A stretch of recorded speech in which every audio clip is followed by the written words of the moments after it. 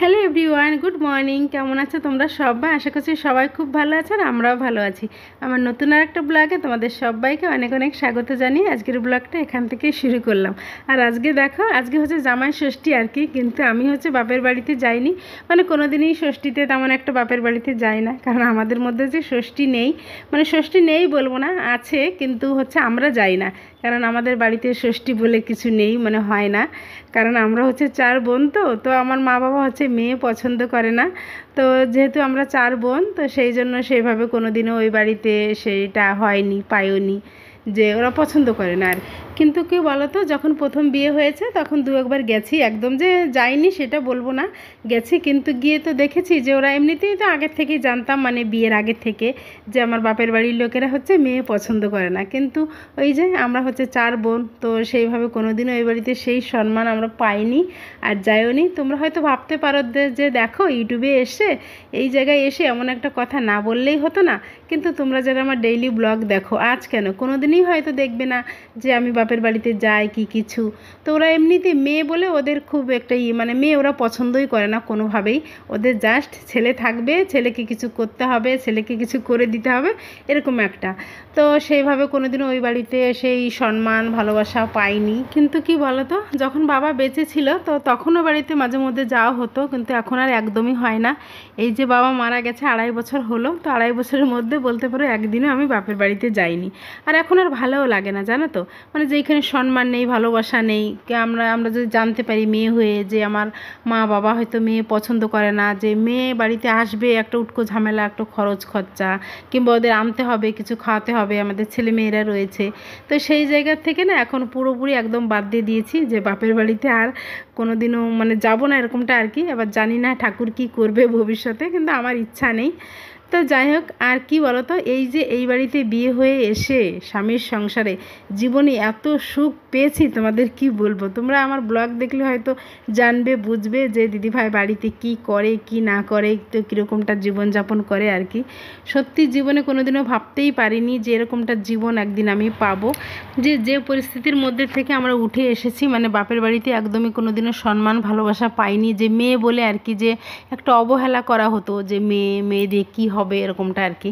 তো সেই সঙ্গে সঙ্গে বলবো যে তখন হয়তো ভাবতাম যে কোনো না কোনো পাপ হয়তো করেছি আগের জন্মে, তো তার জন্য এই বাড়িতে এসেছি, এরকমটা আর কি ভাবতাম। কিন্তু যখন বিয়ে হয়ে যায়, বিয়ের পরে যখন স্বামীর সংসারে আসি, শ্বশুরবাড়িতে আসি, তো সেইখান থেকে এত সম্মান ভালোবাসা পেয়েছি, তোমাদের কি বলবো আর। তো যাই হোক, প্রথম হয়তো এমন একটা পরিস্থিতি আমার ছিল না যে আমি যেমন এখন সবটা করে নিয়েছি, তখন হয়তো আমার কিছুই ছিল না। তো আস্তে আস্তে তোমার দাদাভাই সবটা করেছে, এখন আমরা বেশ আছি, ভালো আছি, এখন কোনো সমস্যা নেই। ছেলে মেয়ে নিয়ে সুখে সংসার করছি, ছেলেমেয়েরা আছে। আর এখন কি মনে হয় জানো তো, যে না জানি কোন পুণ্য করেছি যে এমন একটা জীবনসঙ্গী পেয়েছি, এমন একটা স্বামী পেয়েছি, এমন ছেলে মেয়ে। তো সেটাই এখন মনে হয় যে সত্যিই পুণ্য করেছি। ওরা যেমন ভাবতো যে পাপ করেছি বলে মেয়ে হয়েছে, আর আমি ভাবি যে আমি পুণ্য করেছি বলে আমি এমন একটা স্বামী, সংসার, সন্তান পেয়েছি আর কি।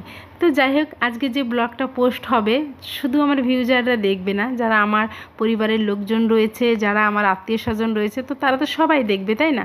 যে আমি এমন একটা কথা বলবো, মিথ্যা কথা বলবো, তো সেটা বলে তো কোনো দিনও এইখানে বলা যাবে না, তাই না? আর আমি হচ্ছে কি বলো তো, সত্যি বলাটাই পছন্দ করি। তো কে কী ভাবলো কি না সেটা জেনে আমার কোনো লাভ নেই, যেটা সত্যি সেটাই বলেছি। তো তার জন্য আমার কিছু যায় আসে না, আমার ভিডিওটা পোস্ট হবে, সবাই দেখবে। হয়তো কারোর ভালো না লাগলে সে কমেন্ট করবে যে দিদিভাই কেন তুমি বললে, না বললেও হতো আর কি।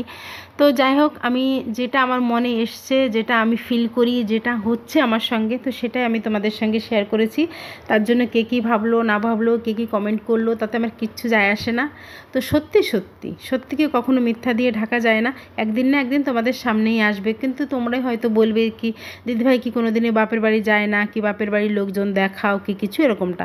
তো তার জন্য আমি আগের থেকে সবটাই বলে দিলাম তোমাদের, বাপের বাড়ির সঙ্গে আমার বর্তমানে কোনো কানেকশান নেই, তো এসব ব্যাপার নিয়ে আর কি। তো যাই হোক, এই যে বাড়ির সমস্ত কাজকর্ম এখন করে নিয়েছি, ওই দিকের আমি যাচ্ছি না, অনেকটা কথা বলে ফেলেছি। আজকে হলো জামাই ষষ্ঠী, আর সারাদিনটা বাড়িতে অনেক আনন্দ করব, খাওয়া দাওয়া করব ছেলে মেয়ে নিয়ে। তো যেহেতু তোমার দাদাভাই আজকে বাড়ি নেই আর কি, তো যাই হোক, ছেলেমেয়েরা রয়েছে, একটু বাজারঘাট করব। এই যে সকালে সব কাজকর্ম আমি করে নিচ্ছি আর কি। মাসি এসছে, আর মাসি হচ্ছে জামা কাপড় কেচে ঘর দৌড়টা একটু মুছে দেবে, আর আমি এই কাজবাজ সেরে তারপর আমি রান্নাবান্না করতে যাব আর কি। আর এই যে সকালে রান্নাবান্নাটা আমি আজকে করব, আর দুপুরে রান্নাবান্নাটাও করব। আর এর মধ্যে মাসি আমাকে একটু গুছিয়ে দিয়েছে। তারপরে এই যে আমি চলে এসেছি রান্নাবান্নায়। আর আজকে সকালে রান্না হবে বেগুন দিয়ে ডিম দিয়ে, যে ছোটো ছোটো বেগুনগুলো হয় না, তো আমরা হচ্ছে 16 বেগুন বলি, তো তোমাদের ভাষায় কি বলে সেটা আমি জানি না। তো যাই হোক, আজকে হচ্ছে ডিম দিয়ে বেগুন দিয়ে রান্না করছি। আর সকালে তেমন একটা কিছু রান্না করব না, আর একটু কুমড়ো সিদ্ধ দেবো। অনেকদিন ভেবেছি একটু কুমড়ো সিদ্ধ খাবো, তো খাওয়াই হচ্ছে না। তো ভাবলাম যেহেতু দুপুরবেলা খাসির মাংস খাবো, তো তার জন্য সকালে একটু হালকার মধ্যে একটু রান্নাবান্না হোক, তো সেটা খাবো আর কি। তো এটা রান্নাবান্না করে মাহি তিতলিকে খেতে দিয়ে তারপর আবার হচ্ছে সঙ্গে সঙ্গেই দুপুরে রান্নাবান্না করতে চলে আসব, কারণ ভাইকে পাঠিয়েছি বাজারে। তো ভাই হচ্ছে খাসির মাংস আনতে গেছে, আনবে। আর এই দিকটা আমরা এই যে একটু গোছগাছ করে নিয়েছি, এখন সকালে রান্নাবান্না হয়ে যাবে, তারপর হচ্ছে মাহি তিতলিকে খেতে দেবো, তারপর আবার চলে আসবো দুপুরে রান্নাবান্নায়। মানে রান্নাবান্নার কাজগুলো হচ্ছে ঝটপট করে সেরে নেব। এখনও স্নান হয়নি, মানে স্নান করবো না আর কি আজকে ভেবেছি। তো সমস্তটা গুছিয়ে রেখেছি সকালবেলায়, পুজোর জিনিসপত্র আর কি। আর এদিকে পুরো রান্নাবান্নাটা কমপ্লিট হয়ে যাবে, তারপর হচ্ছে আমি ঠাকুর পুজো করতে যাব। আর কি বলবো তোমাদের, বিশাল গরম, মানে অসহ্য গরম, কি বলবো আর নতুন করে। আর আমার হচ্ছে বাইরে বেরোলে প্রচণ্ড কষ্ট হচ্ছে, প্রচণ্ড গরম লাগছে। কেন বলো তো, এই যে সমস্তটা কাজকর্ম করছি, আবার ঘরের মধ্যে ঢুকে যাচ্ছি, ঘরের মধ্যে হচ্ছে এসি চলছে, আর বাইরে হচ্ছে এই যে এতটা গরম পড়েছে। কিন্তু আমরা তো গ্রামের মানুষ, আমাদের একটু বাইরে বেরোতে হবে। আর যেহেতু আমাদের রান্নাঘরটা হচ্ছে বাইরে, আর মাসি হচ্ছে গ্যাসে তেমন একটা রান্না করেও না, করতেও পারে না, মাঝে মধ্যে করে। আর উনি হচ্ছে উনুনে রান্না করতে খুব ভালোবাসে, আর আমিও পছন্দ করি যে উনুনের জাল, মানে কাঠের জালে রান্নাবান্না হবে এরকমটা আর কি। তো সেই জন্য এই যে বাইরে রান্নাবান্না করতে হয়। আবার ঘরে গেলে স্নান দান করে পুজো দেবো, ঘরে যাব, তখন আবার এসি চলবে। তো সেই জন্য হচ্ছে বাইরে বেরোলে আমার প্রচণ্ড কষ্ট হয়ে যাচ্ছে, কিন্তু এই যে বেরোতে হচ্ছে। তো যাই হোক, এইদিকে রান্নাবান্না মোটামুটি এই দেখো 16 বেগুন দিয়ে ডিম দিয়ে তরকারিটা করে ফেলেছি। এইগুলো হচ্ছে এখন নিয়ে যাব ঘরে, আর মাহি তিতলি খাবে। তারপর পরই আবার খেয়ে দিয়ে আবার এই যে আমরা হচ্ছে রান্নাবান্নায় চলে আসব। আর এই যে কুমড়ো সেদ্ধ দিয়ে নিয়েছি, এগুলো হচ্ছে আমি খাবো, অনেক দিনই ভেবেছিলাম। তো যাই হোক, এই যে ওদিকটার সমস্ত কাজকর্ম করে হচ্ছে খেয়ে দিয়ে তারপর আবার এই যে মাংস নিয়ে এসছে, খাসির মাংস, এইগুলো হচ্ছে ধুতে চলে এসেছি। আর হচ্ছে আম, দই, মিষ্টি তো সমস্তটা নিয়ে এসেছি, আর হচ্ছে সঙ্গে একটা থামস আপ।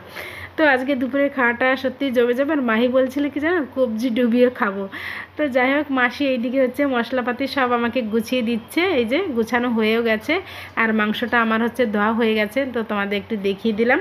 আর এই যে হচ্ছে মিক্সারে আমি হচ্ছে মশলা করতে যাব, আর মাসি হচ্ছে এদিক থেকে গোছাবে। আজকে খাসির মাংসের মধ্যে আলু দেবো ভেবেছি, একটু হালকা পাতলার মধ্যে একটু ঝোল হবে, আর হচ্ছে সেভাবে আর কি রান্না করব। তো চলো, কতটা কি রান্নার সময় তোমাদের দেখাতে পারবো জানি না। বিশাল গরম, মানে গরমের কথা বলতে গেলে গরমের কথাটা বারবার উঠে আসছে, সত্যিই এত গরম। তো যাই হোক, এদিকে এই যে রান্নাবান্না শুরু করে দিয়েছি। এখন এই যে খাসির মাংসটা হচ্ছে কষাবো, তারপর আর হচ্ছে একটা তরকারিও করে নেব। যদিও বা মাংস রান্না করলে মাহি তিতলির হচ্ছে কিছুই লাগে না, শুধু মাংস দিয়েই খাবে। তবু ভাবছি আজকে আর রাতে রান্নাবান্না করব না, কারণ প্রচণ্ড গরম ওই যে। আর হচ্ছে তার জন্য একটা তরকারি করে নিচ্ছি। তো ভাবলাম আজকে হচ্ছে রুই মাছ দিয়ে গাটি কচুর তরকারি হবে, তো সেটা হচ্ছে করে নেব। আর এদিকে রান্নাবান্না করে তারপর হচ্ছে আমি স্নান করব। তারপর দেখো, এদিকে আমার রান্নাবান্না পুরো কমপ্লিট হয়ে গেছে। তার মধ্যে হচ্ছে আমি স্নান করে পুজো দিয়ে এ ঘরে চলে এসেছি। তো সেটা তোমাদের দেখানো হয়নি আর কি। আর এখন হচ্ছে এই যে মাহির জন্য ভাত বাড়ছি। ওর আজকে ইচ্ছা হয়েছে যে আমাকে সুন্দর করে বাটিতে সাজিয়ে এইভাবে ভাতটা আর কি দেবে। তো তার জন্য এই যে থালা রেডি করে ফেলেছি আর কি। আর এদিকে আমাদের গাটি কচুর তরকারি রান্না হয়েছে। আর দেখো, এই যে হচ্ছে আমাদের খাসির মাংস। তো এখন হচ্ছে মাইকে এই দেখো সাজিয়ে নিয়েছি প্লেটটা, তো ওকে হচ্ছে খেতে দেবো। ওর ইচ্ছা, মানে আমি ওকে এইভাবে খেতে দিই আর কি, তো মাঝে মধ্যে করে দিই আর কি। তো আজকে করেছি আর কি, তো সেটাই তোমাদের দেখালাম। তো চলো, আজকের ব্লগটা এখানে শেষ করছি। তোমরা সবাই ভালো থেকো, সুস্থ থেকো, আর আমি এখন খুবই ভালো আছি। তো আবার দেখা হচ্ছে তোমাদের সঙ্গে নতুন ব্লগে।